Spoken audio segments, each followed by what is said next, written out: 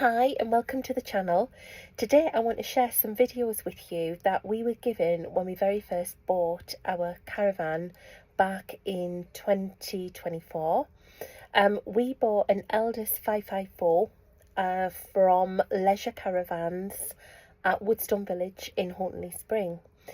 We'd spent many a weekend touring around about looking for the perfect van, and we did actually find one. And we thought, okay, if we're buying this van, if this is the one that we want, we need some storage. So we decided, yep, let's have a little look, see where we can obviously, store the van. We didn't want anywhere too far away from home, but we did know of a place that did store, and it was like it's literally 8 minutes from where we live. So Peter went down, asked if we could obviously store the van, but later to find that actually they did sell caravans as well, literally on our doorstep. So we decided to pop down to Leisure Caravans and have a look together, and that is when obviously we found this van, the Elddis 554. It's a 2016 model. It's not a brand new van, but honestly it was absolutely in just superb condition. And Leisure Caravans actually put in a brand new mattress, brand new carpets, and the sort of the condition of that van when we picked it up was absolutely superb. But what they did do for us was make some videos of how to do I don't know, how to put the central heating on, how to switch the fridge on, and as newbies to caravanning, we just didn't have a clue. We did look on sort of YouTube videos and things like that, but at that time we didn't really know which caravan that we were going to buy. So on a couple of occasions when we went to other caravan sales, they said what they would do is on hand over the keys, that they would just give us a tour around, and we thought, well, that's good. But with Leisure Caravans, the little videos were absolutely superb, and I think obviously just on a tour around you can easily forget, but with these videos we were able to hang on to them, and they just sat on my phone. So I thought, you know what, let me just pop them up onto the channel because they may be useful for someone. Not necessarily just for sort of Elddis. I think it just gives you an overview just generally just what your caravan can sort of do for you, especially if you are new to caravanning. Because for us, as I said, it was an absolute godsend. So I'm going to share them with you, and I also want to just give a big shout out to Leisure Caravans. They were absolutely superb. So if you're thinking of buying a caravan in the northeast, don't hesitate to drop by, because what you'll find is the customer service and the aftercare is second to none. Enjoy the next video. Handover video for Barella on the Elddis. I'll do two parts of the video. The first part I'll go around the outside and show you the various different things on the outside and your outside lights working, and then I'll do a part two of on how to work everything inside and show you everything working, because it'll be too long to send in one video. So a lot of the stuff you probably know if you've had a caravan before, but I'll run through it all anyway because we get people who have had caravans and who haven't, so I'll go through it all. The front locker is obviously the gas locker where your gas bottle goes. You then need a rubber pigtail. One end screws into the gas bottle there like that, and then the other end screws onto your regulator up there like that. That's all been gas tested and stuff, so you know there's no leaks or nothing like that. Now on this side, that front one there is a outside barbecue point which will run off your gas bottle in your gas locker. That locker there is just for storage. There's the key. Let me drop it and show you. That's just a locker for under your bunk to save lifting the bunks up inside. That one there is just the same. That's just to get under the bed without having to lift the bed up every time.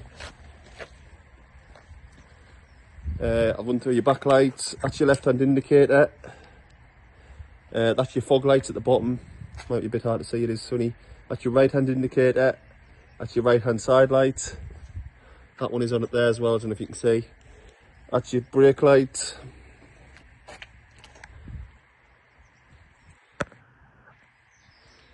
And that's your left-hand side light. That is on as well up there, but it is sunny, you probably won't be able to see. This is where your toilet chemical gets poured in. Just drop that down. See where the key is it?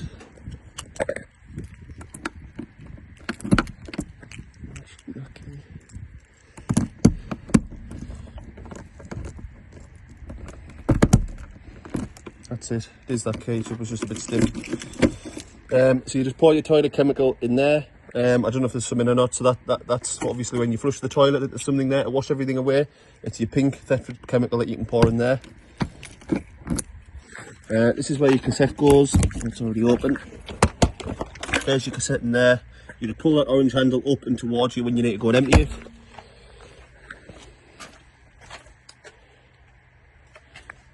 The wastewater comes out of them two grey pipes there, so you'll have something under there to catch the wastewater. That is where your electric lead plugs in. Then the other end will go into your electric hookup that you've got on your site. There'll be somewhere like that on the wall. And then you are also going to want a battery on the caravan for two reasons. One is you've got a battery charger inside, and the battery charger will be running for no reason. If there's no battery on, it will eventually burn itself out. And you've got a motor mover fitted to the caravan, so the motor mover will require the battery for power. Your water pump plugs in there like that. And then if you push this flap down once it's in, it won't fall out. Obviously make sure you've got a full barrel of water. That's everything on the outside. I'll stop this video now and I'll make another part running through everything on the inside. Right, so I'll run through everything on the inside now. Once you've got your electric lead plugged in outside, your water, your gas, etc. First of all, to get all the power on, what you need to do is, obviously the electric lead's plugged in, you need to just switch that there on. That's your main master switch. That'll give everything power. Without that, nothing will work. Before you flip your pump switch on, you need to make sure that you've got your yellow drain down switch. This is for the water. You need to make sure that that is like that in the flat position. You can flick it up like that, but that'll drain the system down. So you do that over the winter, you just flick that up and that will drain all the system down. But like I say, when you want to use it, have that drain down switch like I've got it there in the flat position. You can then also put your pump switch on, that one there. Open your taps and the water should start coming through. If it doesn't come through straight away, it's nothing to worry about. It'll just be an air lock in the system. So just keep the taps open and all the air will push itself out. The water is nice and hot there. You can see that's 63 degrees. You won't be able to keep your hand under that. I'll just turn it to cold. There you can see that's it on cold.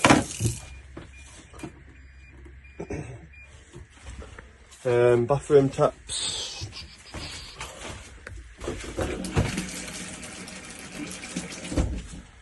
Shower.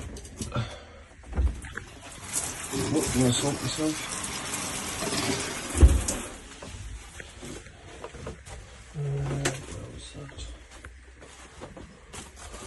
You can see all the lights and stuff's on. Once the master switch is on, they'll not work unless the master switch is on at the door. Fridge, I'll run through the fridge next while I'm next to it. The door's just been left open, I've just realised. I hope it's cooled. That's to turn it on. Then you need to pick a power source. So you've got your electric, if you want to power it on gas, if you want to power it on your car battery and your towing. It's beaten now because your 13-pin plug's not plugged into your car, but when it is, you can use your car battery. I don't know if it's going to be cold, I've just realised I've left the door open. Yeah, it's 4 degrees, that's nice. Inside the caravan is at the minute 25 degrees. I've had the heating on as well. Oh, freezer, minus 13. Turn it off, just hold that button. That's it. I'll run through the heating and the hot water next. So to turn it on, just press that. There you can see the heating's been on, it's 41 degrees, it's saying inside wherever the thermometer is located. Menu, the top setting is for the heating, so it doesn't go off, it just goes down to 5, that's it, off. Goes anywhere up to 30 degrees. Just hold this plus button down, or you can keep tapping it like that to wherever you want, and that'll set the temperature inside to whatever you set it on. Underneath is for the water heater, so you can have it on warm or you can have it on hot. And then you need to pick a power source to power them to, or they'll not work. So you've got to either turn the electric on, 1 kilowatt, 2 kilowatt, or 3 kilowatt.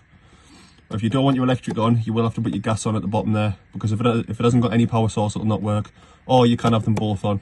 So you need to pick one or the other, or both. Turn that off and done with that. The hobs, I light them now, but I'll have to put the phone down a second. That's the igniter for them. So you just push one of the knobs in, it shows you which one does what.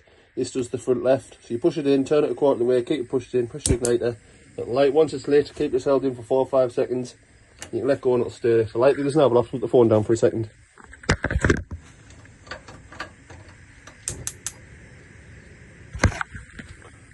That's them all lit. Back left one is an electric one, it should be starting to heat up. Yeah, it's starting to heat up there. That'll go up to about 300 degrees on full power. Grill, works off that one. Grill pan's in there. Oven. There's the oven away. To operate the toilet, just press that button on the top to flush it. It will want some chemical in the back where I showed you on part 1, because you can see there's nothing there, flushing it away. And then to drop it in the cassette below, just slide that away from you and it'll open that flap, then slide it back towards you to close the flap so no smells are being released. Microwave, to wake it up if it looks like it's turned off, just press eco like that and then just keep pressing that and it'll keep on 30 seconds. There's a plate in there. That's for the bed, just pull out the front. There's a radio in there, that's being tested, that works. 2 speakers are at the front. There's a table in here, folded away. And I believe that's everything. Anything you can think of that I haven't covered, I can let you know when you come in. And if you need a hand to hook it up to your car and stuff, I can give you a hand to do that as well. If you want to open these skylights, you don't just pull them, you have to pull down on the handle and then slide it away from you like that. Just a quick motor mover video demonstration for the motor mover you've got fitted. It's a good one, it's an auto engage one. So I'll run through how to work that now. Like I said in the handover video, you're going to want a battery on. For the motor movers to work to the best of their ability, you need a 110, 115 amp battery on. That'll give the motor mover plenty of power and it's not just going to go flat straight away. Anything less than the mover might struggle. Once you've got that on and it's all connected up, obviously red to plus, black to minus. Get your isolation key. This red key here, it's got a little metal bit on the top there, you can see, and it goes into the little cutout you can see there. So push that into there, push it and twist it clockwise. Once you've done that, turn your handset on. Put it on here. Turn your handset on by pressing them 2 green power buttons for 2 seconds. Like that. And then to engage the mover, something's different. I think it's the middle one, and then the green arrow at the top. So that middle one there, and the green one at the top there, I think, yes it is. You'll hear the motor mover start to make a noise, and you'll see the gap between the wheel and the mover closing. Don't do anything else until that sequence on the handset is finished flashing. See there, it's on the tyre.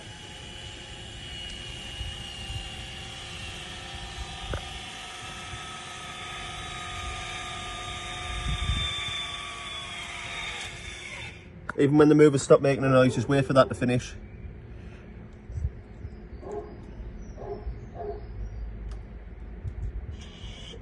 That's it. Next step, the most important step, if you don't do this, you're going to break it, and like I say, they are expensive. Make sure you take your handbrake off, just push it to the floor.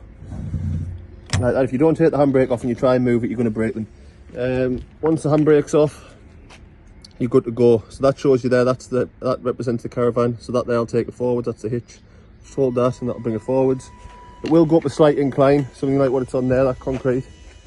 But any more than that, it might struggle. If it cuts out like that, just stand a bit closer because it's not picking the signal up off the handset. So that's it forwards. That's it backwards. Go behind the walls to take it right back.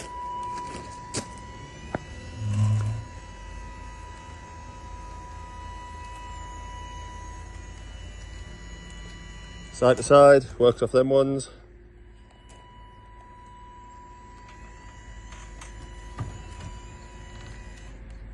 Back the other way. And once you've got it where you want it, everything in reverse basically. So stick the handbrake on first, because if you disengage and the handbrake's not on, it's going to roll if it's on a hill. Stick that on. And need to take the mover off the wheels, which is done with the middle button again, but with the one red arrow. Press the middle one first, and then the one red arrow. Again, same as last time, wait for that to finish flashing before you do anything else. See, it's coming off the tyres.